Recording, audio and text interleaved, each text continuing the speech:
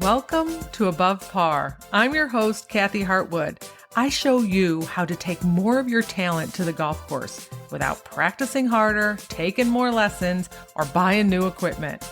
I show you how to end the frustration of underperforming so you can start playing to your potential.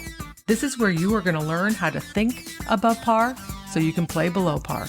Let's get to it. Hello, my golf friends. Welcome back to Think Above Par. We are just post the Masters. If you're listening to this live or you're coming back to it, it doesn't matter. I am sure if you're in the golf world, you watched, because to me it's the holy golf day of the year. That's what I tell my kids. I said, are you watching the Masters wherever they are? And they're not really big golfers, but I said, this is the holy golf day. This is the holy day for golfers, is probably the better way to say it, and descendants of golfers. So I shame them into putting it on TV. But anyway, it was a fantastic Masters. Hey, my golf friends, welcome back to the podcast. Today's episode is going to be a fun one, especially if you watch the Masters. This is the holy day of the year for golfers. The golf holy day. I don't know. What do we label it? Anyway, it is to me. I love Sunday at the Masters, and this one did not disappoint for sure. And if you're listening to this podcast, you likely watched it or know all about it. And what I want to share with you here is the mental nuggets that came out of the interviews from the Masters. And I'm really going to focus on Rory because he was really vulnerable and open and honest. And there's so many great things that I want to bring your attention to in case you missed it. And the best part is that everything he said lines up with what we talk about here every week and what I talk about with my coaching and what I talk about in my programs. It's actually like he's in one of our coaching calls. So if you're ever wondering, does this mindset work really matter? I'm here to tell you, it's just not useful. It's championship level. It's what tour players use. It's what every golfer uses. If you have a brain, you're using this. So let's break it down. Okay, so just to be clear, this isn't about me just loving all over Rory. I was rooting for him. I also did have him in a little pool, but you had to feel for the guy, right? It was a big event for him, especially after the Open last year, Grand Slam stuff. But this is about me using him as an example to show you some of the tools that you're learning here that they're being used by some of the best golfers in the world. And Rory's interviews were just filled with mindset moments that I guarantee you've heard me say before. And what that means is that you're not behind, you're not broken, and you're not alone. You're doing the work that tour players are doing. And today I'm going to show you exactly how. Okay, so what I want to do is I want to go through 5 mental lessons that he shared in interviews, the things that my ear can pick up. And maybe you missed. Maybe you didn't, but maybe you missed them. And we talked about this in my membership where we dive in deep with all this mental work. People ask questions. I talk about different topics. And this was the topic last week. We went through all of them. I played the audio live. But since it's secondhand audio, I really was recording it off the TV. It's probably not gonna play very well here on the podcast. So I'm just gonna read some of the lines and some of the quotes that really were impactful. And I'm gonna show you exactly what he did in those moments relative to the stuff that I talk about here on this podcast. So you may have heard him say over and over again that I'm the most complete version of myself as a golfer. And what he's doing right here is he's reminding himself of who he is. Rory didn't wait for the round to tell him how to feel. He decided ahead of time. He blew up his confidence bubble, if you remember the episode on that, from the inside. He was reminding himself of facts that he actually believes. That's self-talk with a purpose. He was being intentional, right? That sentence feels good. Builds up his confidence. It reminds him that he is the most complete version of himself as a golfer. He is at that right moment right now. It's the perfect time for him to win the Masters. So your takeaway from this is that you want to start your rounds from identity, from a place of who you are as a golfer. I'm a player who can handle anything today. My game is exactly where I need it. And then your brain will go out and look for proof of that. All right, the second thing he did was he said, no matter what situation I'm in, I'll be able to handle it. Okay, this is having his own back. This is part of what I talk about a lot in this podcast is you got to have your own back. That's what helps you commit to shots and trust yourself, knowing that you're not going to beat the crap out of yourself. Right? He believes in himself being able to handle anything that comes his way. He wasn't promising perfection. He was building trust in himself. This is next level mental prep. Not, I won't mess up, but if I do, I'll figure it out. So many times we go into the round saying, please don't mess up today. Don't have any blow up holes. He was like, not a problem. If it happens, I'll figure it out. I'll handle it. I have my own back. I know how to manage myself. So your takeaway from that is that confidence isn't about being flawless. It's not about preventing mistakes. It's about knowing that you will recover and having your own back, aka not beating the crap out of yourself.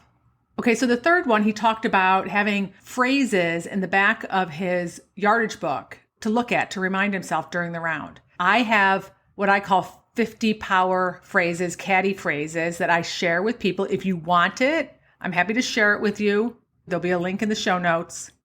There's just a list of things that you pull from. Find things that resonate with you. And what he talked about was they're really nothing special.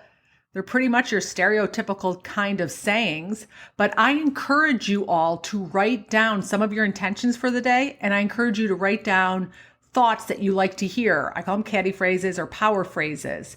Because what happens when you're playing golf and when you're a little nervous and you're anxious, and for sure there was a lot of outside stimulation and distractions while he was playing over the course of 4 days, let alone just the last day, and you can't remember what you like to hear. And so being able to see it visually and going, oh yeah, that's a good reminder. You don't want to take the mental energy to say, okay, what was that thing that I like to tell myself? Because I promise you, when you're freaking out or you're stressed out, you're not going to be able to remember it. You're going to go blank. So I always encourage people to write things down. You might not have a yardage book, but just put it on an extra scorecard or a note card, something with stock paper so it's not making a lot of noise or deteriorating inside of your bag, and put it at a place that you can easily access.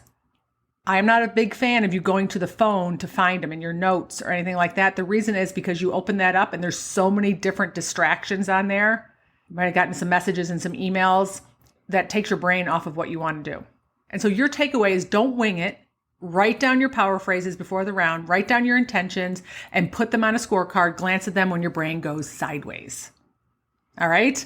The fourth one, he made his mistakes neutral. He said, I wasn't going to let 2 bad holes dictate the narrative for the week. This was from the first round. He took 2 double bogeys, and instead of spiraling out of control with his mind, he made them neutral. He made them neither good nor bad. It's kind of like a goldfish with them. He didn't give them extra airtime.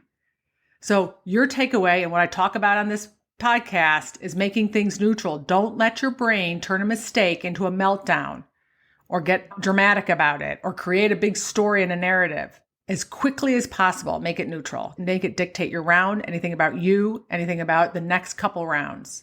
What happened, happened. You get to decide what it means next.